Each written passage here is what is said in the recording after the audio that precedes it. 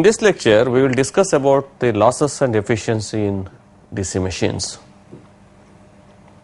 We know that efficiency is an important parameter in any engineering system, and when we are dealing with DC machines which are used in several applications, they must operate in a most efficient manner. And we should know what are the factors which decide the efficiency, and we should also know the nature of losses which are prevalent in these machines, so that we can try to minimize the losses or try to operate the machines with the highest possible efficiency. So let us identify the losses first in the DC machine, and then we can try to understand how these losses are obtained.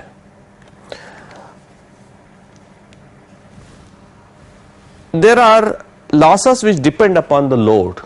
They are called load dependent losses, and there are losses which depend upon the speed, and we can call them as speed dependent losses. Okay?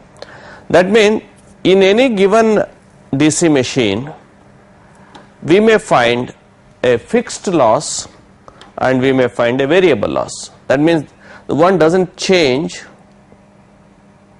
and the one which changes with load or speed. Now, what are the losses? The losses are the first is, we can call it as conduction losses. That is, these are the losses which are due to conduction. We find that in DC machines there are windings, armature windings, there are field windings. So there will be the resistance losses, I square R losses in armature, in field, and all the controllers, regulators, wherever you find the current flowing, it may be inside the machine or external regulators, they all contribute to losses. So we can club them all together, and all of them we can call it as conduction losses in the armature windings, in the field windings, maybe in interpole windings or compensating windings or external regulators which are used, all of them we can call it as conduction losses. A next loss we can identify as exciter losses for separate excitation. In several DC machines, the exciters may be, or the field winding may be excited from an external source, and that exciter will have an inherent loss. So that will go as the exciter losses. Okay.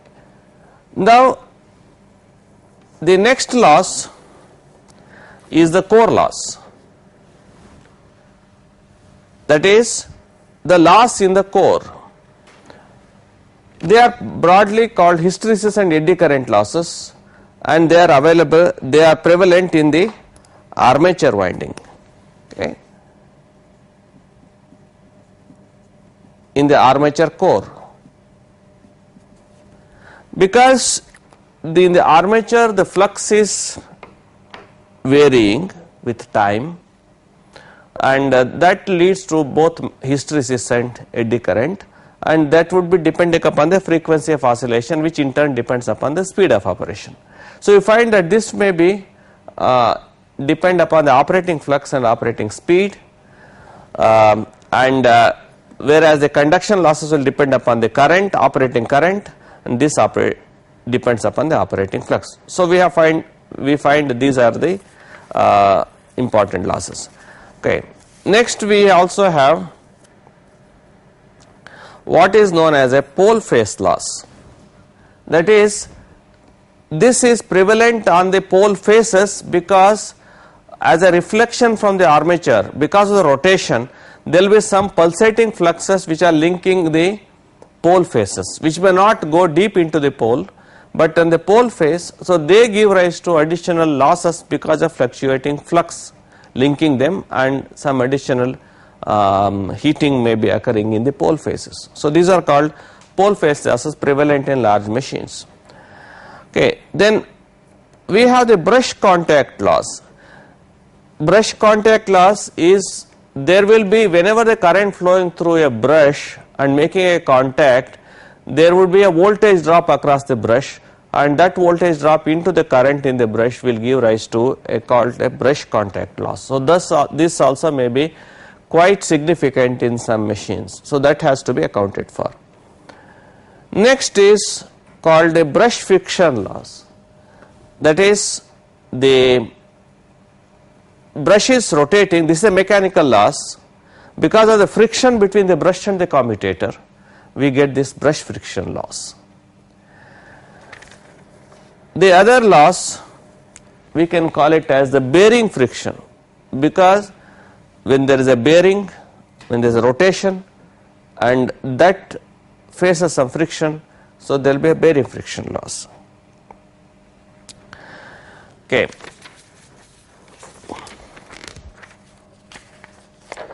The other losses as listed here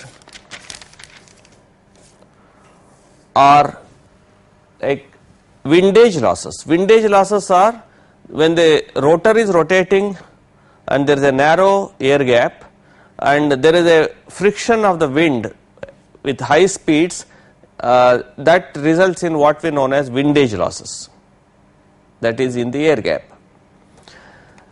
Then other losses are the stray load losses. When the machine is loaded, additional losses come into picture because of additional eddy current, some hysteresis inside the conductors, extra heating. So these are not easy to identify, but they are found to be present when you load the machine. They are called as stray load losses. Then we also have rectifier losses. In nowadays most of the DC motors are operated through rectifier units, but rectifiers also have inherent loss. The output of the rectifier will not be same as the input to the rectifier, and this will be the rectifier loss. So they all contribute to the total loss in a DC machine system.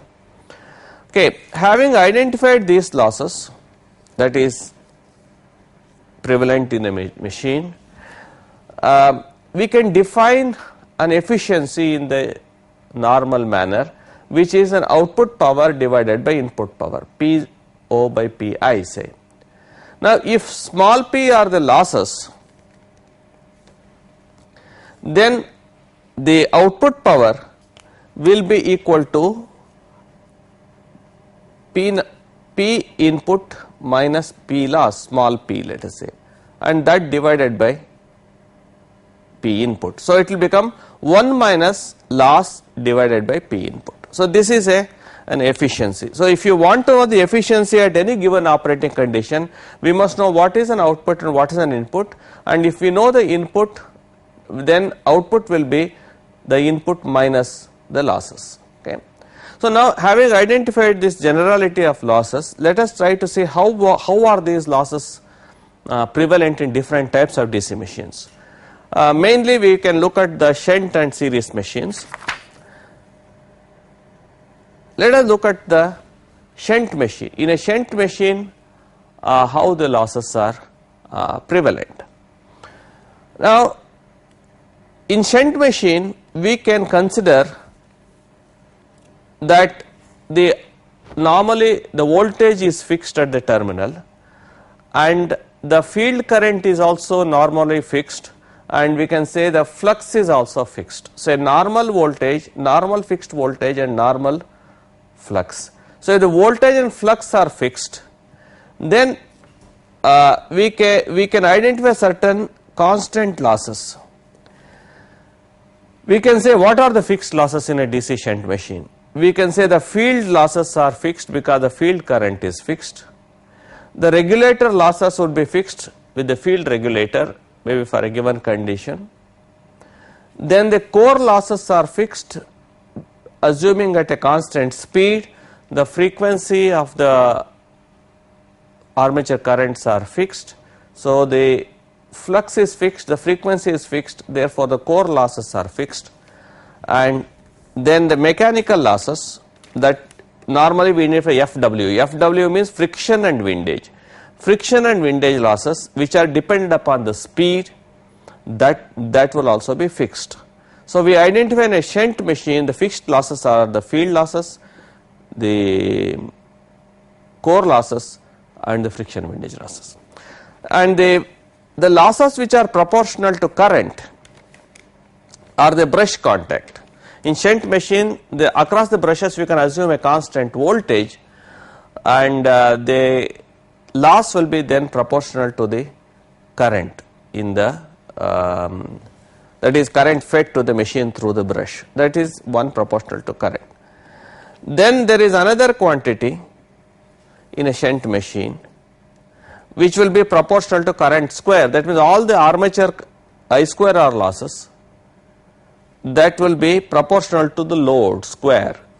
So we find there is a fixed loss, loss proportional to current, loss proportional to current square.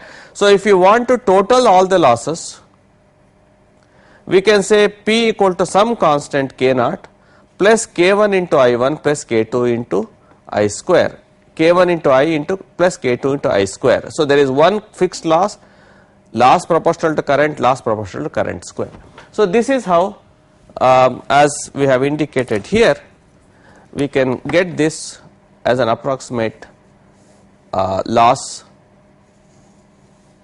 expression in a shunt machine as shown here. Now let us look at the series machine.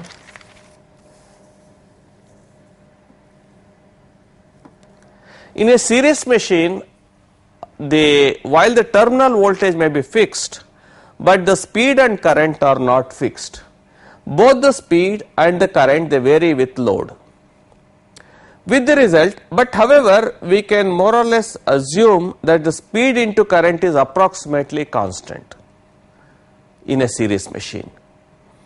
And while the friction windage, when the speed into current is constant, then the friction windage will be proportional to speed square, and that means proportional to 1 by I square.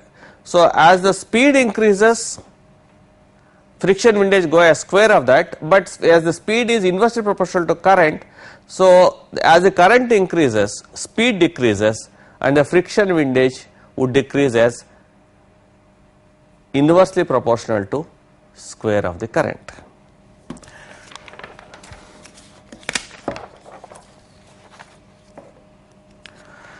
Okay.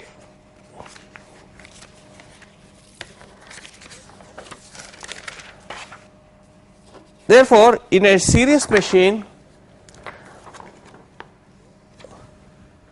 we can see that the core loss Pc is proportional to the flux square into frequency square, and that will be proportional to flux is proportional to current and frequency proportional to speed, current into speed square. Since we have seen that current is to speed is constant, therefore I into n square, which is a constant. So we can assume that in a series machine the core loss may be taken to be constant, right. Therefore, what are the fixed losses in a machine will be the core loss Pc, then proportional to current will be brush contact loss, and proportional to current square will be the I square R loss, that is whatever the current that is flowing into the armature, that will be, and as well as the field windings, that will be I square R loss, and proportional to 1 by I square, it is the friction windage loss.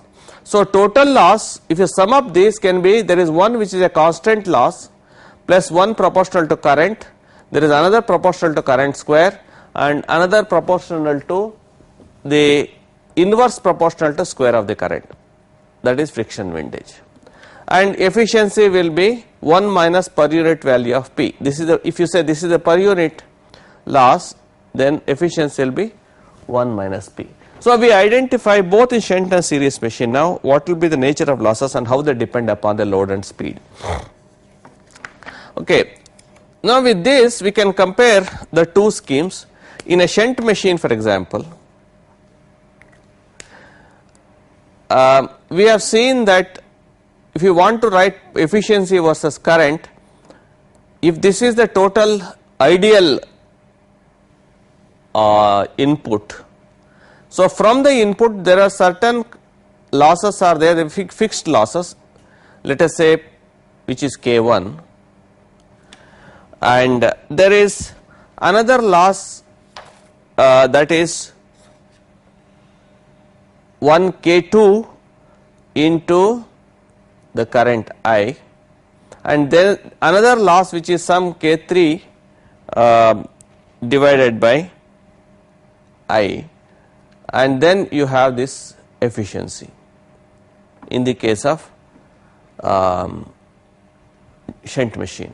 With current, that means what you are trying to do is we have a constant and this K naught by I into K2 dash. I mean, we can say how this happens. We can go back to this. See, this is loss, that is we have P equal to K naught plus K1 I1 plus K2 I square. Divide this by I, we have 1 this divide by I, and this will be constant and this will be K2I. So this is basically the loss divided by the current, because this is versus current. So we have these quantities, constant, one drop proportional to current and drop inversely proportional to current, these losses. So we have the final efficiency figure. Now let us, this is the efficiency versus current. Next we can look at the series machine. In a series machine, again ideal power, then there will be some constant loss which will be proportional, which will be independent of the current.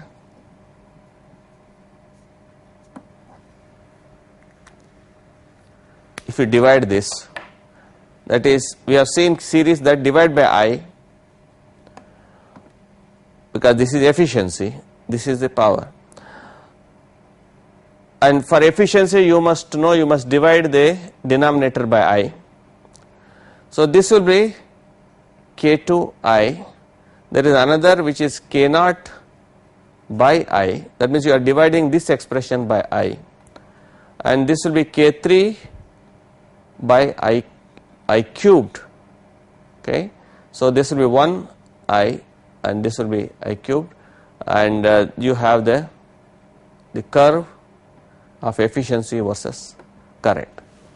Okay, so these are basically to know what are the losses in the machine and how we can account for this. Okay, now we have seen the losses and we have seen how the efficiencies are obtained for both series and shunt machines. Okay, next issue is the testing of machines. How do you really measure these losses and measure these efficiencies, and what are the tests which are to be conducted? Okay, now in this testing of machines,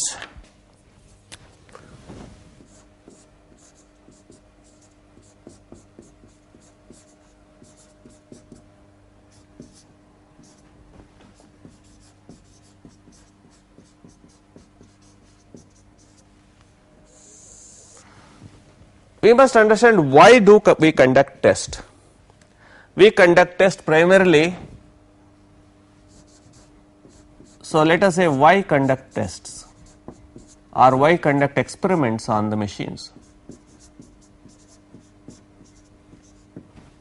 These are primarily to find parameters of the machine,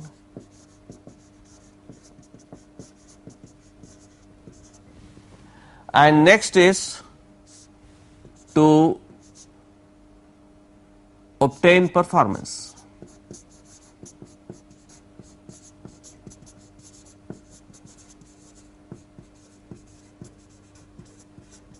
These are the two main functions why one conducts a test.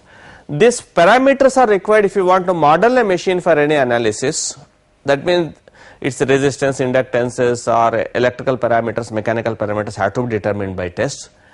And also if you want to know what will be the performance of the machine, then you conduct some necessary tests for getting the performance, because we also require tests for determination of losses and so on. I mean, we will go little later on what tests we conducted and how we use those test results for for getting what we want. Okay, now among the tests, generally, firstly we have the, let us say, resistance measurement.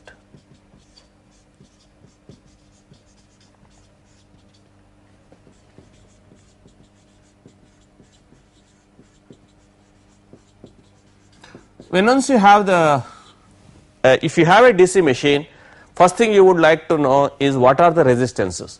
Like for example, like armature resistance,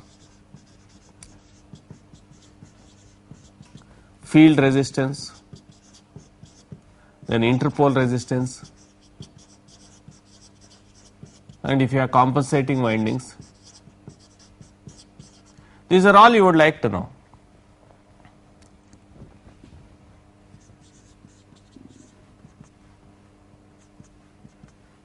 All these resistances we would like to know.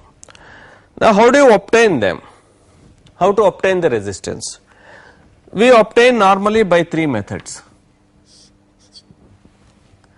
One method, we can use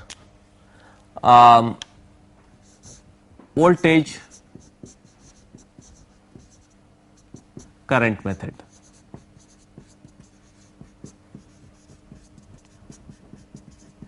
That means all you have to do is you apply a DC voltage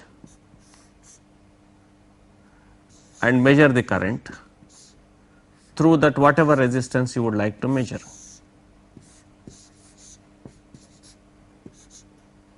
So this will be I and this will be the V voltage. That means you must apply the DC voltage, okay, and that must be low value,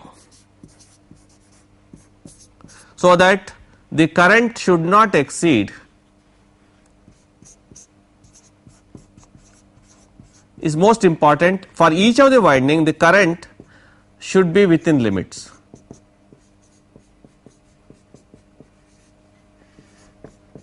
So we must ensure that. A precaution has to be taken. If you want to measure an armature resistance, for example, if you apply a high voltage, then it will burn. So you must apply a very low voltage, because armature resistance is very low, in a few ohms for example. Then you apply a very low voltage, use a power supply, use a small DC source or a variac with a converter. So you can control the voltage and measure the voltage and current. So the resistance is given by the voltage divided by current. Okay, this can be done both under cold condition and hot conditions. In fact, hot resistance will be more than the cold resistance. That is also important.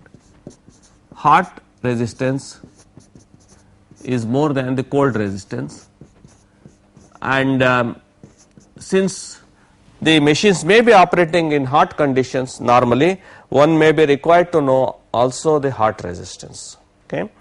Of course, if you know the cold resistance, it is possible to estimate the hot resistance by using the formula and also the specific resistance and other details of the windings.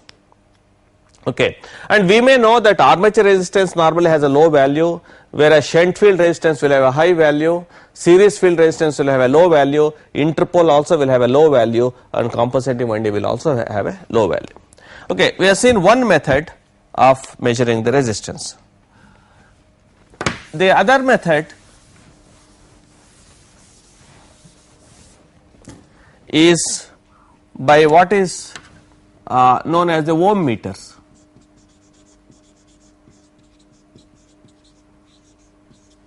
These are instruments, electronic nowadays, directly measure resistance.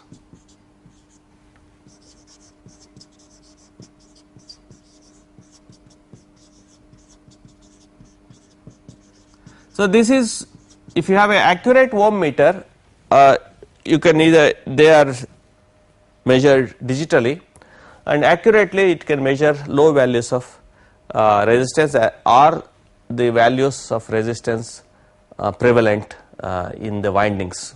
Okay. So, this is second method, and the third one is the bridge methods.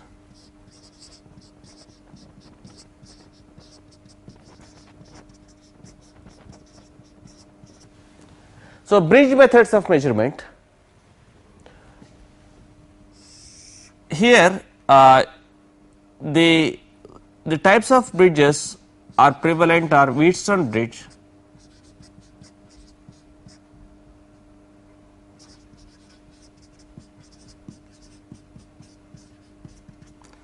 and Kelvin bridge. These are by use the null methods. So, they are connected to unknown resistance is connected to one of the arms, and by the bridge method accurately you can measure the resistance of the windings. Okay. So, nowadays you have the typical RLC bridges are there where resistance, inductance, capacitance can be measured. So, this is how we do, this is one of the tests we conduct for measurement of resistance in the windings.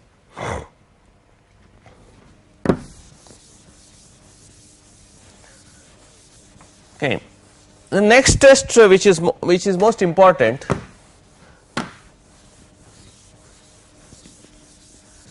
is the open circuit test.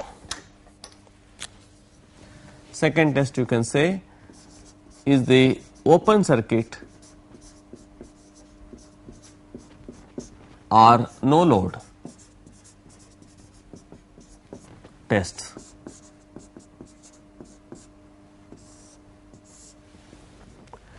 In open circuit or no load test, typically we connect the machine like this.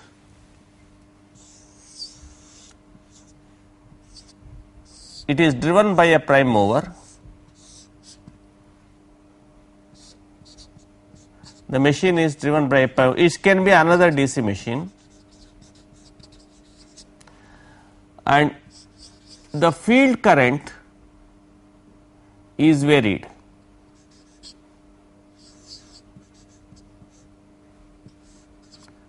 Either by having a variable voltage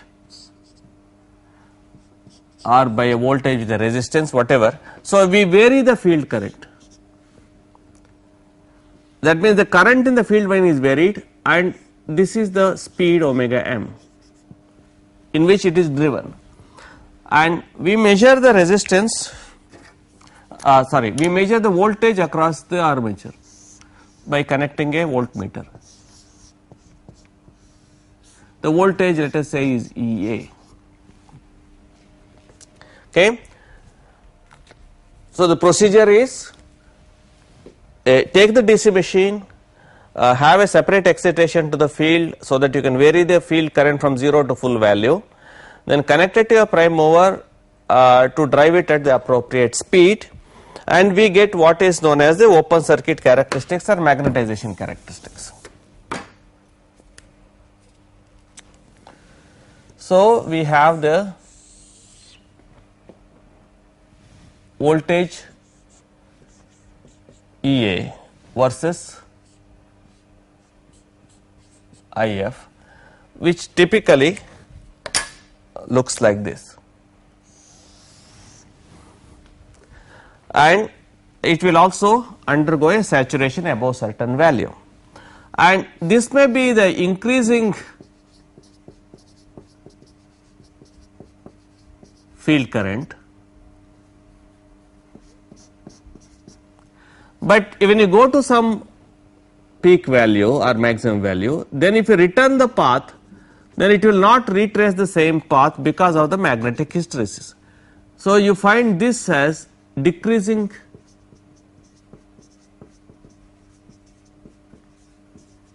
IF. Okay. So, some residue is remaining in the process. In fact, that is one of the important functions in the field of a machine, that there is an increasing and a decreasing, and residual magnetism is necessary. And we know that EA is equal to K phi into omega m. or K phi is Ea by omega m. And since when we conduct the experiment, please note that omega m is constant. So, this is a very important curve from which for each value of any value of if, let us say if star, you can find out the Ea star, which is equal to also constant times which is proportional to constant times into, let us say, K phi star. So, you know the flux, you know the K phi for any value of if. Knowing fully well they are not linearly related, the flux versus current, and this K phi will give you a very important information, because for any other value of, let us say, Ea dash will be equal to K phi into omega m dash, let us say for other speeds. For any other speed omega m dash for the same if. So, you would like to know for one value of if, Ea is a for one speed is say 200 volts, then if the speed increase by 10%, the voltage will go up by 10%, that become 220 volts. So, the K phi is an important, and we also know that torque is equal to K phi into Ia. So, if you know the current, the field current, you can find out the torque also developed in the machine.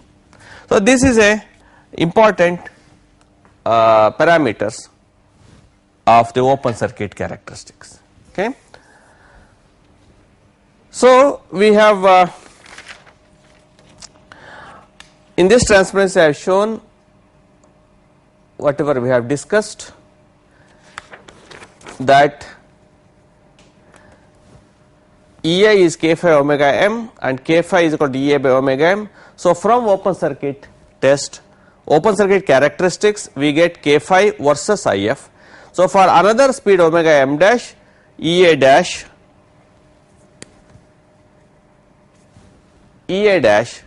will be equal to K phi into omega m dash. So, for same values of if. Now, we will like to know what will be the input power under open circuit conditions. Supposing we have some way of measuring the power input to going into the machine,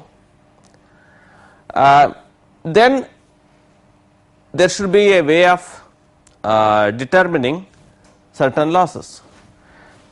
So, if you look at this picture, supposing I know what the power input here going into the machine, after all there is no output and it may so the armature current is 0.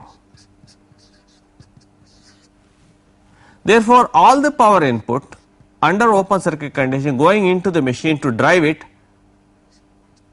may go for friction windage plus certain core losses to be accounted for, okay, because it is operating a certain flux and certain frequency.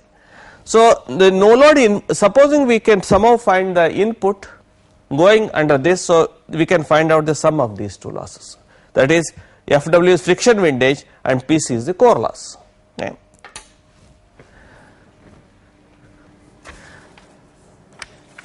Now, this will be an interesting information, that input under open circuit no load condition will be this. But supposing we run the machine as a motor with separate excitation on no load, let us say we run the machine on no load as a motor but with a separate excitation, and we adjust the voltage for same speed, that means for the given speed, and then we notice that power input will be the fixed friction, because we have maintained the speed constant, but we are trying to vary the field current with separate excitation, and that means we are varying if. The if I am varying. So, if you vary the field current and for each of the field current you adjust the voltage for the same speed. So, you are maintaining the speed constant and therefore fixed friction windage loss, but you have a varying core loss. Okay. So, let us say we have taken that measurement, that means we somehow measure the power input, run it as a motor on no load, input minus I square R loss will then go for friction windage plus core losses, but I adjust the field, I adjust this voltage and the field current. So, if you look at this figure, basically this figure gets modified as you have a source, you have a DC source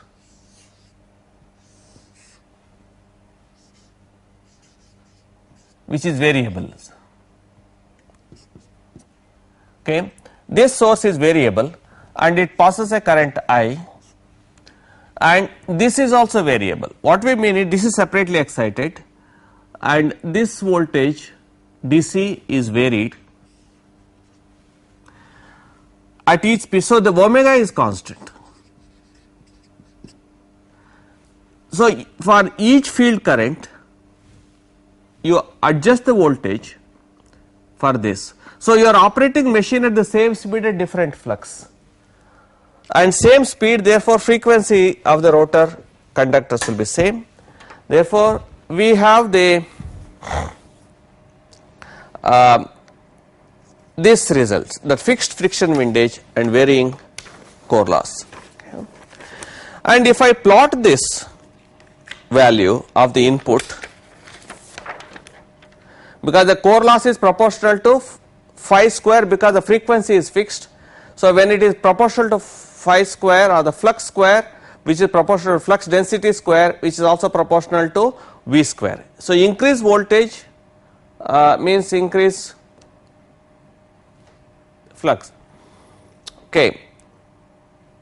Now, if you plot P input versus V square, if you input P input versus V square, the P, since the core loss is proportional to V square, then you will find this curve,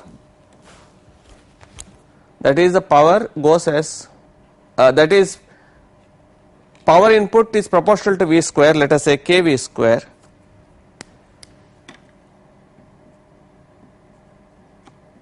so the power input will be, let us say this K2 V square. So, K1 plus K2 V square, which means there is a fixed loss and there is a variable loss, and if we extrapolate this to 0 voltage, and that gives you the friction windage loss.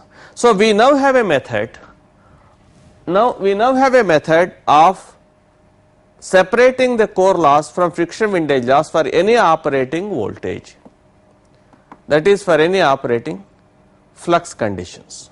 Okay. So, knowing the voltage and flux, we may know what will be the core loss and friction windage, and you can repeat for different speeds. So, what we get is we get friction windage for that speed. If you do the experiment at some other speed, you may get a different friction windage because they are mechanical losses which are speed dependent. Okay, these are the so called no load losses, but we also have to conduct tests on load to estimate the other losses and also the actual efficiency.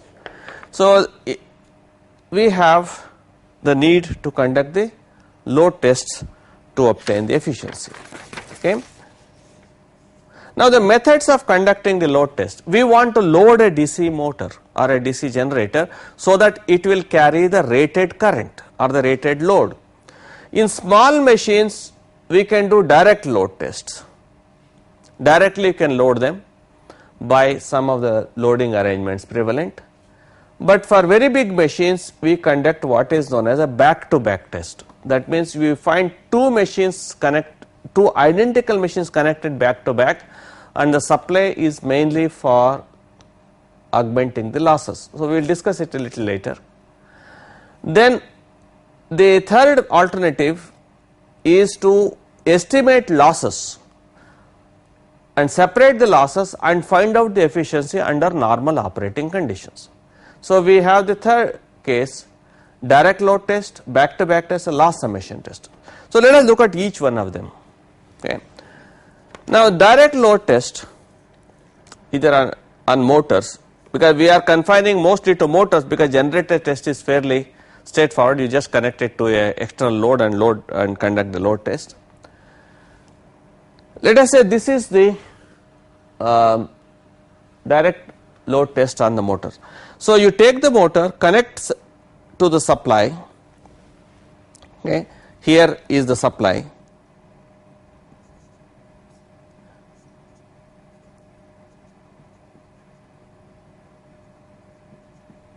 so you provide the electrical energy input or power input, then you have the power output connected to a load, and you should be able to estimate the torque and speed. In some cases, you can measure nowadays you can have torque and speed transducers interfaced, so it can directly measure the torque and speed. The other the methods are used for loading are what is a friction brake, or eddy current dynamometers, or DC dynamometer, or generators. Okay. So, in all the three methods we connect, what we do is, here motor is directly loaded and output load torque is varied, because if these three methods you can change the load torque by changing the loading system, loading arrangement, and input and output parameters are measured at different load to obtain efficiency and losses. So, this is a direct measurement of efficiency and losses. The output power is here, input power is here, input minus output gives you the total losses in the system, and you can get this. Just to get know a little better on these three methods, it is friction brake, eddy current dynamometer, and DC dynamometers.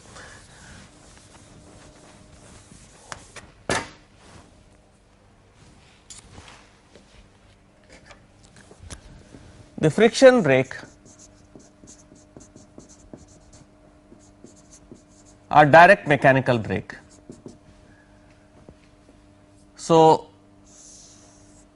one of the method is, for example, you can have a pulley and rope arrangement, and you can put some weight here, let us say W, and let us say this is fixed to some arrangement, and the torque, if this is the radius, torque is given by, because this is this W is the force here, W into R. So, there are also methods in which do not make it right, there are two springs you can adjust.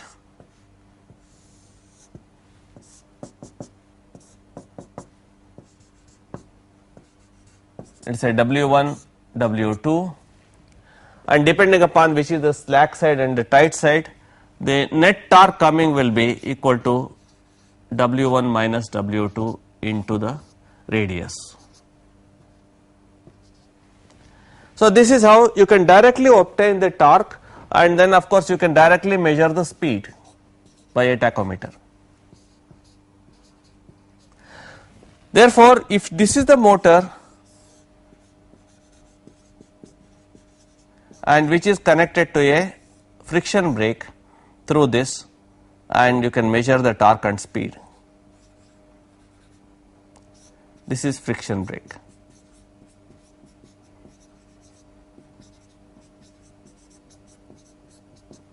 Which is connected through a spring arrangement. Or there are also called what is the pony brakes and so on. The next system is called the eddy current dynamometers. They are also widely used.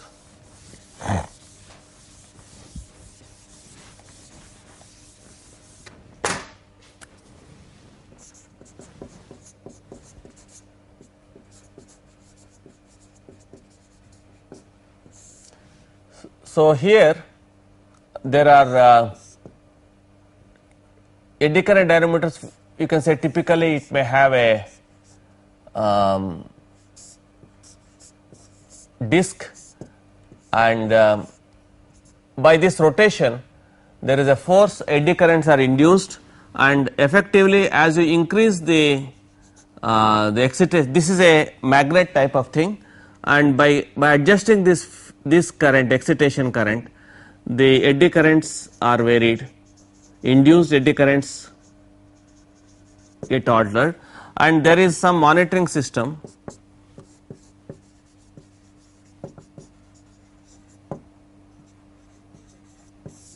you can monitor the torque and speed, monitoring torque. Of course, you can also have the torque and speed measurements like this. So, you may calibrate the torque in terms of the excitation currents. So, this is one of the method of loading DC motors through the electrical way, eddy current loading. And the other method which are suitable for electrical laboratories in the institutions is to use a DC dynamometer or a DC generator like this.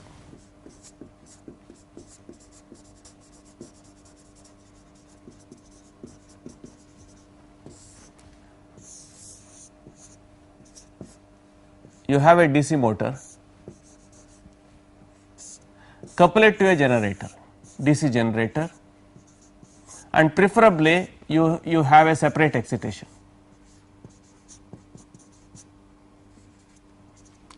And you connect it to a load.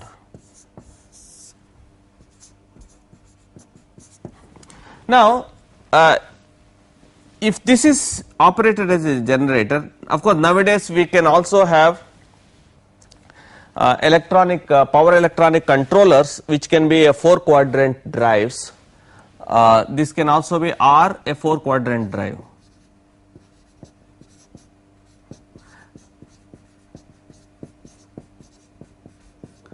That is connected to the supply. 4-quadrant drive means this can operate either a motor or a generator. So, this can operate either as a motor or a generator. If this is a motor, this is a generator, and whatever power that can go back to the supply, and that can be adjusted. Now, this current will be the load current of the generator, and this will be the motor current, and the torque here will be equal to K phi into I. And for the IF, we can find out KF, K phi from the open circuit characteristics.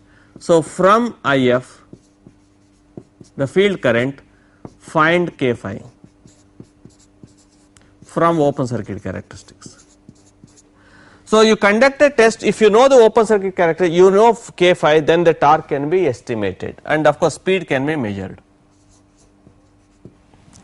Because nowadays, you can also have a torque transducers which are being introduced here. That means you can also have a transducer, the torque and speed sensors.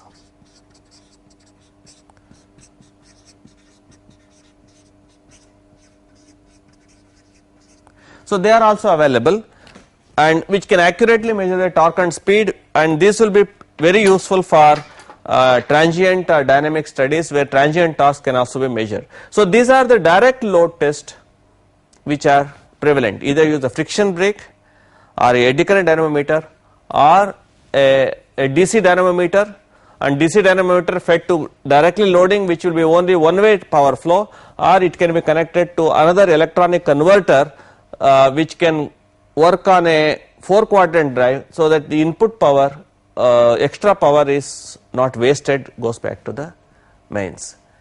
So, we will have a short break here, knowing fully well that we have discussed about the loss, efficiency and testing, and in the next lecture we will take up loss summation method and back-to-back test, as well as the applications of the DC machines.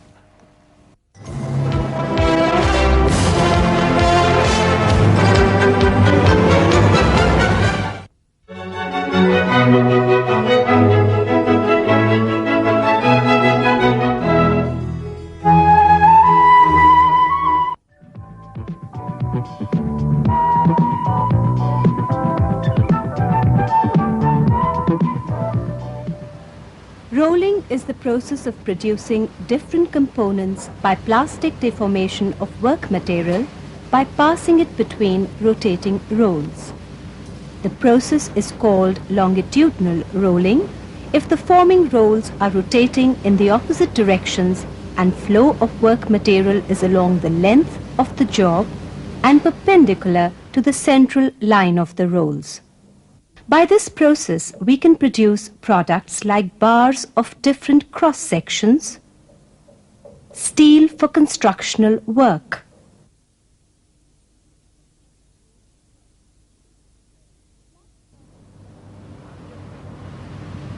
flat products like plates and sheets of various thickness can also be produced by this process.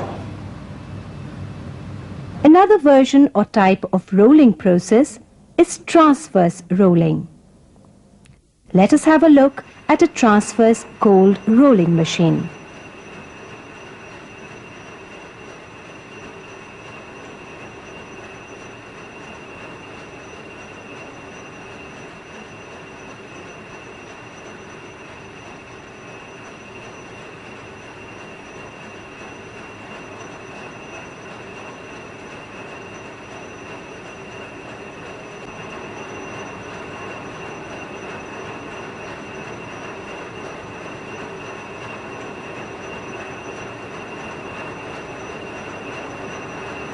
In this process, the forming rolls are rotating in the same direction and the flow of material is either radial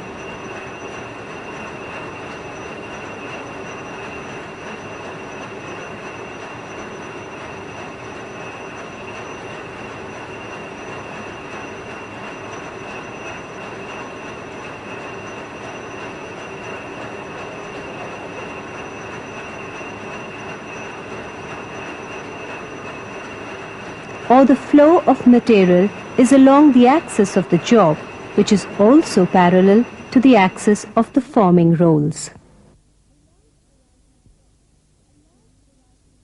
A large variety of products like pulleys of different sections,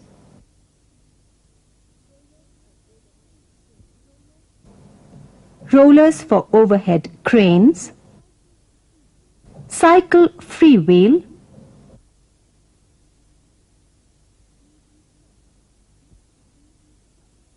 BB cups,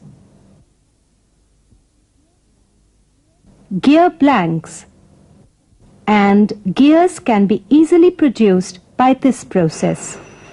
This machine can roll circular discs of aluminium, mild steel, and alloy steel of varying thickness and diameters. The two forming rolls are mounted on the spindles running in the bearing housings of the two blocks, one on either side of the job, and these blocks are moving in the dovetail slides of the main bed. In this process there is less material wastage, higher production rate and long tool life. Hence, it is much cheaper a process than any other conventional process.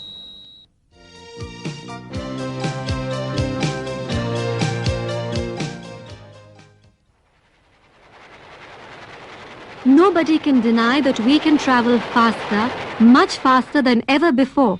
But at what price?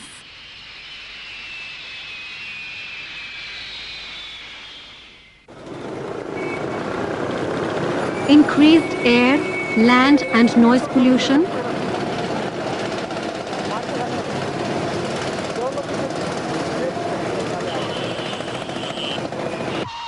increased casualties and accidents,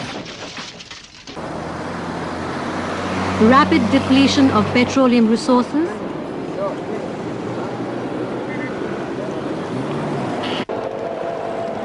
automobiles are, in fact, now recognized as the chief contributors to atmospheric pollution throughout the world, emitting huge quantities of lead, oxides of sulfur and nitrogen, in addition to carbon monoxide and carbon dioxide.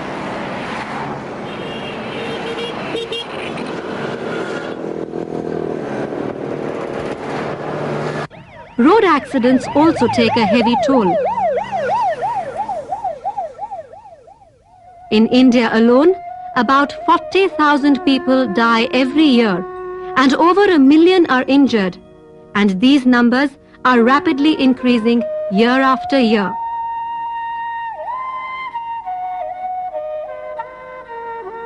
And as is common knowledge, automobiles consume a major share of petroleum products. Consequently, this endowment of mankind accumulated over millions of years is getting so rapidly depleted that by the year 2000, we would be left with only 40% of the total stock available at the beginning of the 19th century.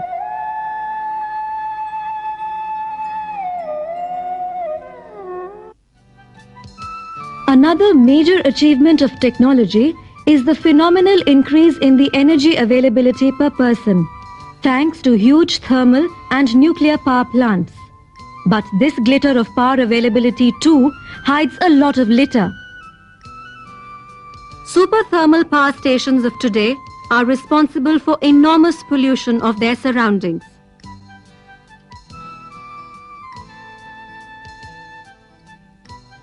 Hydroelectric power stations cause immense social and ecological degradation due to the formation of large lakes and flooding of vast areas of land.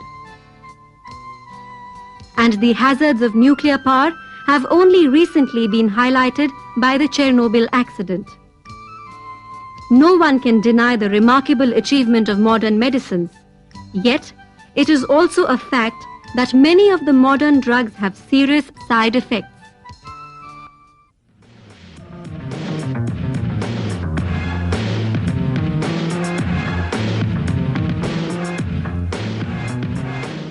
Oh, just a sec. Let me come out.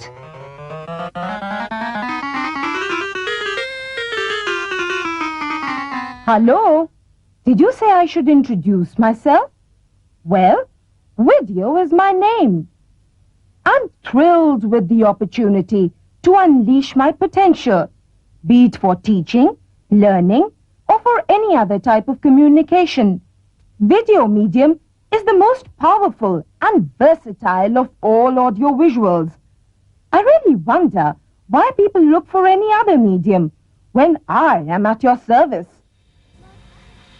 With my powerful eye, I can capture everything around me, literally everything.